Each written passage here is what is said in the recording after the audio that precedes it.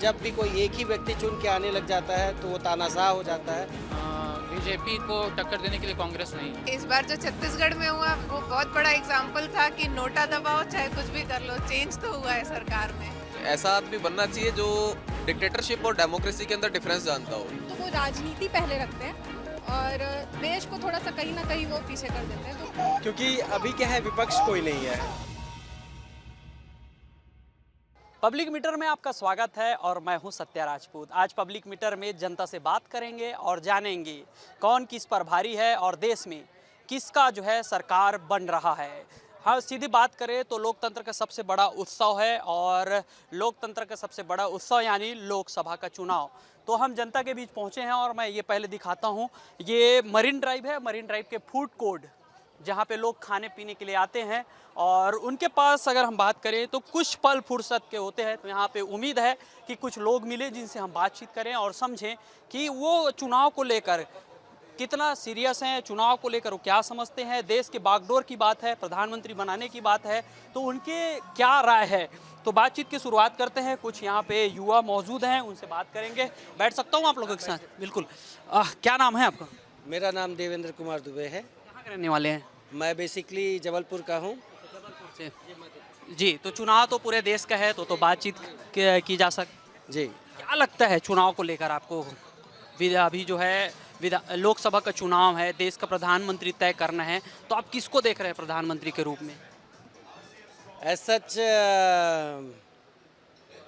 मेरी कोई व्यक्तिगत राय नहीं है, क्योंकि अगर मैं कुछ ऐसा बोलता हूं किसी व्यक्ति विशेष के बारे में तो चुनाव को प्रभावित करने जैसा कार्यक्रम हो जाएगा।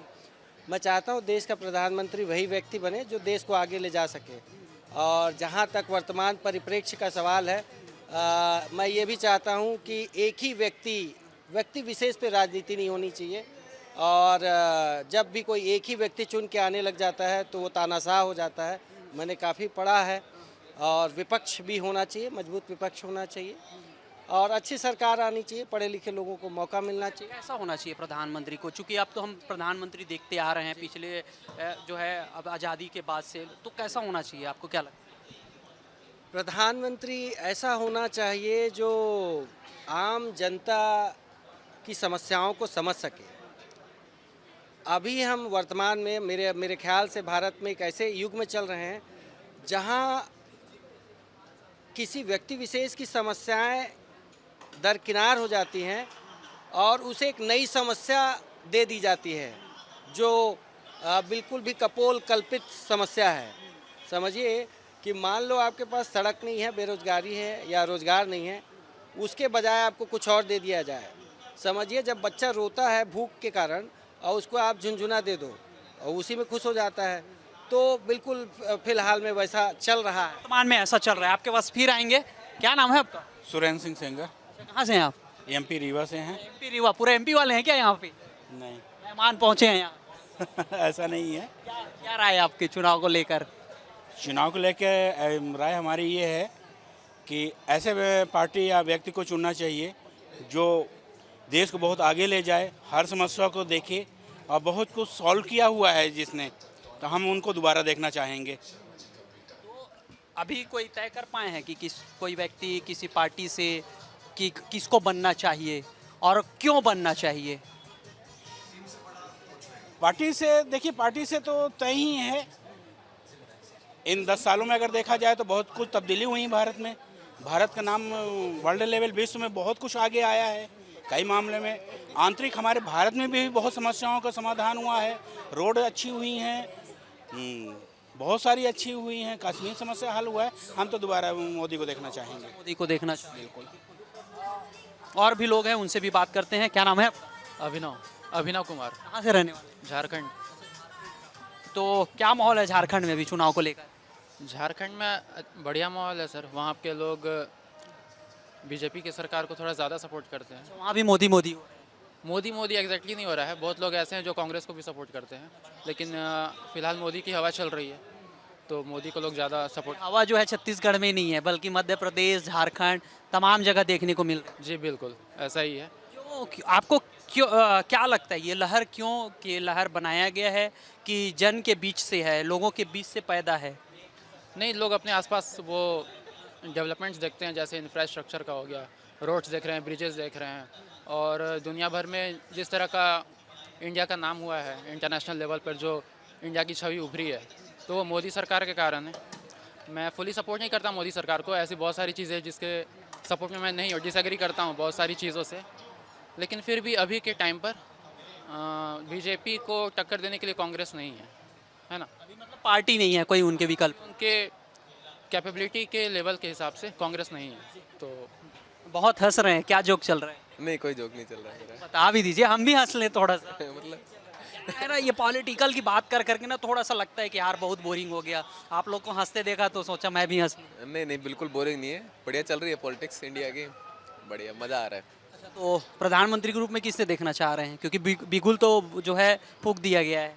नहीं, अभी ऐसे किसे देखना चाह रहे हैं ये तो अभी टाइम बताएगा किसे देखना चाह रहे हैं। भाई व्यक्तिगत तो होता है कि यार हर एक व्यक्ति के वोट का कीमत है, तो उसको अधिकार है कि वो किसको वोट देगा और क्या भाई मैं किसे प्रधानमंत्री बनाऊं। ऐसा आदमी बनना चाहिए जो डिक्टेटरशिप और डेमोक्रेसी के अंदर डिफरेंस जानता हो। मतलब टाइम टू टाइम क्या डिक्टेटरशिप की तरफ जा रही हैं चीज़ें। मुझे लगता है कि 5-7 साल और ऐसे चलता रहा तो मुझे लगता है एक आदमी खड़ा होकर बोलेगा कि मैं ही प्राइम मिनिस्टर हूँ, इलेक्शन बंद हो जाएंगे, जैसे अभी सिचुएशंस चल रही हैं। तो डेमोक्रेसी रहनी चाहिए, तानाशाही नहीं चलनी चाहिए, सुननी चाहिए जिसकी आवाज़ है, जिसके लिए तुम काम कर रहे हो उनकी आवाज़ सुननी चाहिए। जैसे किसानों के लिए काम कर रहे हो तो किसानों की सुनो, बेरोजगारों के लिए कर रहे हो तो उनसे पूछो कि हम तुम्हारे लिए क्या कर रहे हैं, तुम्हारे लिए सही है या नहीं है, फिर उसको अप्लाई करो। मतलब एक तो नियम बनाना और उसे अप्लाई करना, दोनों में डिफरेंस है अभी, तो वो पहले मिटना चाहिए, उसके बाद बात करनी चाहिए इन चीज़ों के बारे में। क्या लगता है आपको कि भाई कैसा होना चाहिए प्रधानमंत्री? चूंकि आप तो बता दिए कि अभी जो रवैया तानाशाही का है, तो कैसे होना चाहिए? प्रधानमंत्री पढ़ा लिखा होना चाहिए, ग्राउंड से जुड़ा हुआ होना चाहिए, आदमी को वैल्यू पता होनी चाहिए ग्राउंड की कि क्या चल रहा है उसके अंदर। मतलब वो वैल्यूज़ होनी चाहिए कि जो पढ़े लिखे इंसान के अंदर एक काउंटिंग कर सकता है, किसी चीज़ को वो इवेल्युएट कर सकता है। अच्छा, एक बात और आपसे पूछ लेते हैं, चूंकि आप गंभीर मुद्दों पे जा रहे हैं तो ये थोड़ा सा हम आपसे पूछ लेते हैं। बीजेपी कह रही है कि 400 पार, और कांग्रेस की माने तो कांग्रेस ये कह रहे हैं कि हम आएंगे तो महिलाओं लोग को 1 लाख रुपए महीना देंगे। इन चीज़ों से ऊपर उठेंगे तभी शायद डेवलपमेंट की तरफ जा पाएंगे अपन। ये जो इलेक्शन होते हैं फोकट की चीज़ों पे हो रहे हैं, हम ये बांट देंगे, हम ये दे देंगे, मतलब लोगों को पहले से प्रिविलेज बना दो कि उन्हें कुछ करना ही नहीं पड़े। आपके जेब से पैसा निकालेंगे, उसमें आधा रख लेंगे और आधा आपको दे देंगे, ऐसा रहता है? अब रख लेंगे नहीं कह सकते अपन। नहीं मिला आपको? हमें एक्चुअल में हम लोग टैक्स पेयर हैं, हमें कुछ नहीं मिलता है, हमारी जेब से ही निकाला जाता है बस। दिया टैक्स को बांट देते हैं दूसरे। बिल्कुल, ये भारत जो है मुफ्त की रबड़ी इसी को बोलते हैं क्या? बिल्कुल बिल्कुल, सभी वोट खरीद रहे हैं और जनता भी इसमें सहभागिता है। बिल्कुल, मैं ये मानता हूँ कि देश में बहुत सारे चोर मिलके एक चोर को सरदार बना रहे हैं। हमारा देश ही चोरपंथी की ओर जा रहा है। अगर हम मुफ्त की रबड़ियाँ चुनते रहे तो चोर ही बनेंगे। देश को अपने पैरों पे खड़े होने लायक बनाना चाहिए। मैंने बहुत सारे ऐसे देश देखे हैं, वेनेजुएला को देख लीजिए, वो देश आर्थिक संकट के कगार पे आ गया, बिल्कुल भारत जैसी राह पे चला। वोट बैंक के लिए ये बांटो वो बांटो, मातारी वंदन तो पिता चंदन, ये सब नहीं होना चाहिए। और लोगों को शिक्षित बनाइए, जो शिक्षित होता है वो सवाल करता है। अधिकार की बात कर, बिल्कुल बिल्कुल, यहाँ पर आप सवाल नहीं कर सकते। कर्तव्य को भूल जाता है कहीं ना। बिल्कुल, हमें सभी अधिकार ही अधिकार चाहिए, कर्तव्य की पूर्ति यहाँ कोई नहीं करना चाहता। हमारा देश बिल्कुल ऐसे ही सिखाया, मतलब हमारे देश की संस्कार ही ऐसे हैं कि माँ को आम की चटनी बनानी रहती है तो माँ बोलती कि बाजा बगल से तोड़ ला।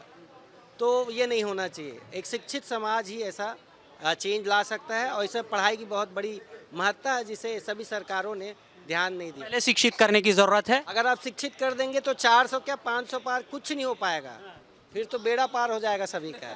इसीलिए शिक्षा का बेड़ा कर गए। जी जी, शिक्षित नहीं है लोग, शिक्षित नहीं। तो देखिए लोग कहाँ तक सोच रहे हैं कि चोर चोर मिल जाते हैं ना, तो कैसे अपने हरकतों को अंजाम देना है, कैसे ही अपने जो नियत है उसको सफल बनाना है, तो लोग अब समझने लग गए। यानी कि परिवर्तन के दिन जो आ रहे हैं। और भी बात करते हैं, कहाँ से हैं आप? रायपुर से। इंटरेस्ट लेके सुन रहे हैं, मुझे कोई इंटरेस्ट, समझ में ही नहीं आया क्या बातचीत हो रही है। आप मेरी सारी जानकारी इनसे ले सकते हैं।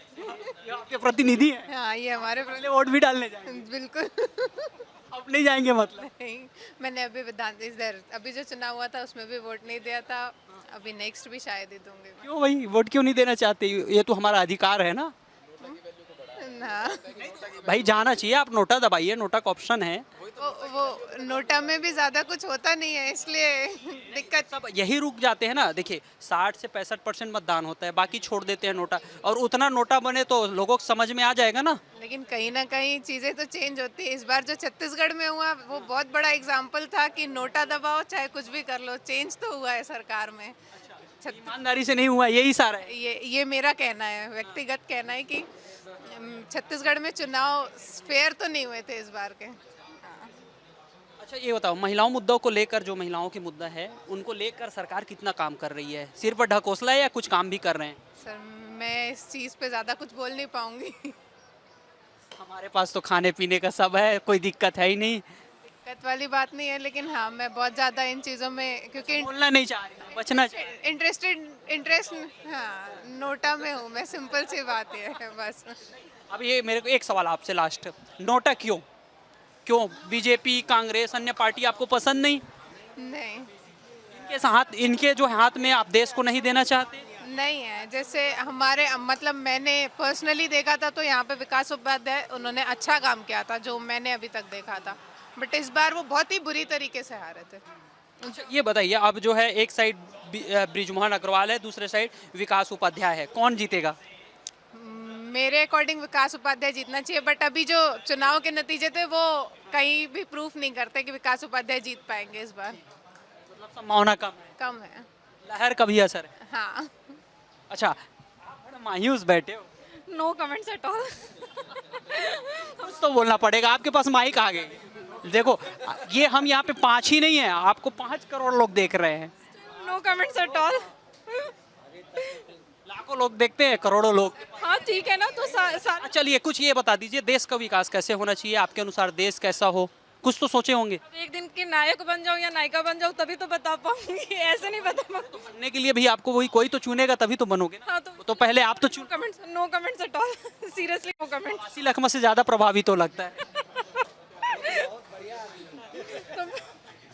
जब उनसे पूछे ना सवाल समझ में नहीं आता है तो क्या बोलते हैं? No comments. और वही आप भी बोलते हैं। हाँ आप वही समझ लीजिए कि मुझे कुछ समझ में नहीं आता। Thank you. तो देखिए मज़ेदार रहा बातचीत, और मज़ेदार के साथ साथ लोगों ने बताया है कि कैसे देश में जो है राजनीति के स्तर गिर रहा है, बदल रहा है, और तमाम चीज़ों को हम बातचीत करते हुए समझ रहे हैं। और भी लोग हैं, उनके पास चलते हैं और जानते हैं कि उनकी क्या राय है, क्योंकि लोग समय निकाल के खाने पीने यहाँ पहुँचते हैं और उनके बीच हम चले जाते हैं, थोड़ा समय उनसे ले लेते हैं ताकि देश के बारे में बातचीत कर सकें। क्या नाम है आपका? राजा कुमार। कहाँ से हैं? रायपुर से हूँ। ये कितने साल भर के हो गई? 10 महीने की है। 10 महीने की हो गई है। अभी बात करोगे बेटा? डरना नहीं है, डरना नहीं है, पापा को नहीं डरा रहे हैं। चलिए मम्मी से बात कर लेते हैं, आप बात कर रहे हो तब तक। अभी जो है लोकसभा का चुनाव है, आचार संहिता जो है जारी है, किसको प्रधानमंत्री बना रहे हैं आप? जो अभी वर्तमान में है हम उन्हीं को आगे देखते हैं। बनाएंगे। छत्तीसगढ़ में जो बीजेपी काम कर रही है, इसका क्या असर आपको मतलब पड़ेगा चुनाव में? अभी तो वैसे काफ़ी कम समय हुआ है, लेकिन हाँ थोड़ा बहुत तो पढ़ना ही चाहिए। और जैसे कि लोग बदलाव हुआ है सरकार में, तो बदलाव बहुत ज़रूरी भी था। और लोग क्या कर रहे हैं कि बहुत ज़्यादा जल्दी उम्मीद करें, मतलब बहुत सारी उम्मीदें रखी हैं उन्होंने अपने मन में, और वो सोच रहे हैं कि सरकार बहुत जल्दी उस चीज़ को क्रियान्वित करे, लेकिन थोड़ा तो समय लगेगा। तो सारे चीज़ को इंतजार करते बीरबल का खिचड़ी हो जाता है। वो बात भी है। तो जैसे अब युवाओं के उससे देखा जाए कि जैसे अब हम भी हैं, बहुत टाइम से वैकेंसी का वेट कर रहे थे, तो अब धीरे धीरे आ रही हैं। जैसे अब रोजगार के क्षेत्र में किया है, बाकी क्षेत्र में भी वो लोग कर रहे हैं, तो बिल्कुल इसका सपोर्ट उनको मिलेगा। मोदी का कौन सा काम आपको अच्छा लगे जिसके वजह से आप वोट देना चाहेंगे? कोई 1-2 काम बता दीजिए, ज़्यादा नहीं, 1-2 काम। मोदी जी जो है वो मतलब राजनीति एक तरफ है, लेकिन वो देश को मतलब वो पहले रखते हैं। और जो बाकी पार्टी की बात की जाए तो वो राजनीति पहले रखते हैं और देश को थोड़ा सा कहीं ना कहीं वो पीछे कर देते हैं। तो उनका ये जो काम है वो बहुत अच्छा लगता है। देश को देख रहे हैं, उसको आप देख रहे हैं। जी बिल्कुल। देखिए क्या आप क्या सोच रहे हैं, इस बार कौन प्रधानमंत्री? नरेंद्र मोदी ही रहेंगे इस बार भी। इस बार तो कम से कम रहेंगे ही। एक घर में कभी कभी कांग्रेस और बीजेपी वाले भी होते हैं, लेकिन यहाँ तो दोनों बीजेपी वाले ही नहीं। बिल्कुल। इसकी वजह है या पार्टी से प्रभावित है? नहीं, पार्टी से प्रभावित है, क्योंकि बेटा नहीं क्योंकि अभी क्या है, विपक्ष कोई नहीं है। मतलब अगर देखे भी तो कोई भी ऐसा नेता नहीं है जो उस पद को या दूसरे पदों को संभालने के लिए योग्य है मेरे समझ में। तो इस बार तो बीजेपी बराबरी का टक्कर नहीं है। नहीं है। हाँ, बस चुनाव हो रहा है। चुनाव हो रहा है। अगर 400 का जो बोल रहे हैं, 400 नहीं तो कम से कम 350 तो ले आएंगे। तो देखिए यहाँ पे जो हालात है कि सबका अपना अपना दावा है। जिसके पास बहुमत है वो जो है प्रधानमंत्री बनेगा, बहुमत दल के नेता प्रधानमंत्री बनेगा। वैसे ही हम जो बातचीत कर रहे हैं उसमें जो है प्रधानमंत्री के रूप में जो है नरेंद्र मोदी को देखा जा रहा है। तो आज के लिए इतना ही, फिर कहीं मिलेंगे। जय जोहार।